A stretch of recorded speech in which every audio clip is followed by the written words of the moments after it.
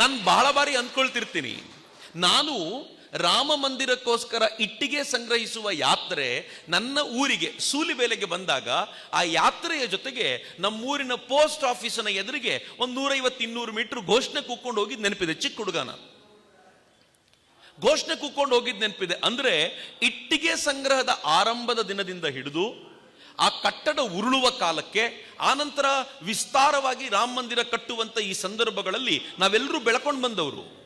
ಮಂದಿರ್ ವಹಿ ಬನಾಯಂಗೆ ಅಂತ ಆನಂತರದ ದಿನ ಜೋರಾಗಿ ಘೋಷಣೆ ಕೂಗ್ತಾ ನಿಂತಂತವ್ರು. ಹಂಗ್ ಮಾಡುವಾಗ್ಲೂ ಕೂಡ ಮಂದಿರ ಆಗುತ್ತಾ ಅಂತ ಯಾರಾದ್ರೂ ಪ್ರಾಮಾಣಿಕವಾಗಿ ಕೇಳಿದ್ರೆ ಡೌಟಪ್ಪ. ಇವತ್ತಿನ ಲೀಡರ್ಗಳ ಮಧ್ಯೆ ಮಂದಿರ ಆಗೋ ಸಾಧ್ಯತೆ ಉಂಟಾ ಅಂತ ಅನ್ಕೊಳ್ತಿದ್ವಿ. ಆದ್ರೆ ಎಂಥ ಕಾಲ ಬಂದ್ಬಿಡ್ತು ಅಂತಂದ್ರೆ ನಮ್ಮ ಕಣ್ಣೆದುರಿಗೆ ಆ ಭವ್ಯವಾಗಿರುವಂತ ಮಂದಿರವನ್ನ ಮಂದಿರ್ ವಹಿ ಬನಾಯಂಗೆ ತಾರೀಖ್ ನಹಿ ಬತಾಯಂಗೆ ಅಂತ ಆಡ್ಕೊಳ್ತಿದ್ರು ನಮ್ಗೆ. ನಾವ್ ಇವಾಗ ಹೇಳ್ತೀವಿ ಮಂದಿರ್ ವಹಿ ಬನಾಯಂಗೆ ತಾರೀಖ್ ಬಿ ಬತಾಯಂಗೆ, ತಾಕತ್ತಿದ್ರೆ ಹೋಗ್ಬಾ, ಜನವರಿ 22ಕ್ಕೆ ಮಂದಿರ ಲೋಕಾರ್ಪಣೆ ಆಗತ್ತೆ ಅಂತ ಆಡಿಕೊಂಡವರಿಗೆ ಹೇಳಬಲ್ಲ ಮಟ್ಟಕ್ಕಾಗಿದ್ದೀವಿ ಇವತ್ತು ಅಂತ. ಇದು ಬಹಳ ಹೆಮ್ಮೆಯ ಸಂಗತಿ. ನನಗಂತೂ ಈ ವಿಚಾರಕ್ಕೆ ಹೆಮ್ಮೆ ಇದೆ. ಆದರೆ ಈ ಹೋರಾಟದ ಪರಿ ಇದೆಯಲ್ಲ, ಸಾಧಾರಣವಾದ ಹೋರಾಟ ಅಲ್ಲ.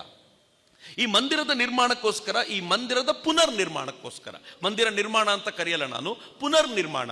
ಇನ್ಫ್ಯಾಕ್ಟ್ ಈ ಮಂದಿರ ಒಂದು ಬಾರಿ ಪುನರ್ ನಿರ್ಮಾಣಗೊಂಡಿರೋದಲ್ಲ. ಈ ಮಂದಿರವನ್ನ ಲವ ಕಟ್ಟಿದ್ದು ಅಂತ ಹೇಳ್ತಾರೆ. ಬಹಳ ಪ್ರಾಚೀನವಾಗಿರುವಂತ ಮಂದಿರ. ಕಾಲಕ್ರಮದಲ್ಲಿ ಅನೇಕ ರಾಜರುಗಳು ಇದನ್ನ ಪುನರ್ ನಿರ್ಮಾಣ ಮಾಡ್ತಾ ಬಂದ್ರು, ಇದಕ್ಕೆ ಬೇರೆ ಬೇರೆ ಸ್ವರೂಪವನ್ನ ಕೊಡ್ತಾ ಬಂದ್ರು.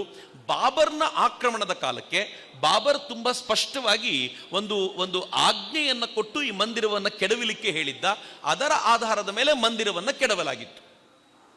ಅದಾದ ನಂತರ ಈ ಮಂದಿರದ ಪುನರ್ ನಿರ್ಮಾಣಕ್ಕೆ ಪ್ರಯತ್ನ ಕಡಿಮೆ ಆಗಿದ್ದಲ್ಲ, ಹೆಣ್ಣು ಮಕ್ಕಳೇ ಹೋರಾಟ ಮಾಡಿದ್ದಿದೆ. ಅನುಕ್ಷಣದ ಸುದ್ದಿಗಳಿಗಾಗಿ ವಿಸ್ತಾರ ನ್ಯೂಸ್ ಯೂಟ್ಯೂಬ್ ಚಾನೆಲ್ ಸಬ್ಸ್ಕ್ರೈಬ್ ಮಾಡಿ. ಹೊಸ ಸುದ್ದಿಗಳ ನೋಟಿಫಿಕೇಶನ್ಗಾಗಿ ಬೆಲ್ ಐಕಾನ್ ಕ್ಲಿಕ್ ಮಾಡಿ. ಲೇಟೆಸ್ಟ್ ಅಪ್ಡೇಟ್ಸ್ಗಾಗಿ www.vistaranews.com ವೆಬ್ಸೈಟ್ಗೆ ವಿಸಿಟ್ ಮಾಡಿ. ಅಂಗೈಯಲ್ಲೇ ಜಗತ್ತಿನ ಸುದ್ದಿ ತಿಳಿಯಲು ವಿಸ್ತಾರ ನ್ಯೂಸ್ ಕನ್ನಡ ಆಪ್ ಡೌನ್ಲೋಡ್ ಮಾಡಿ.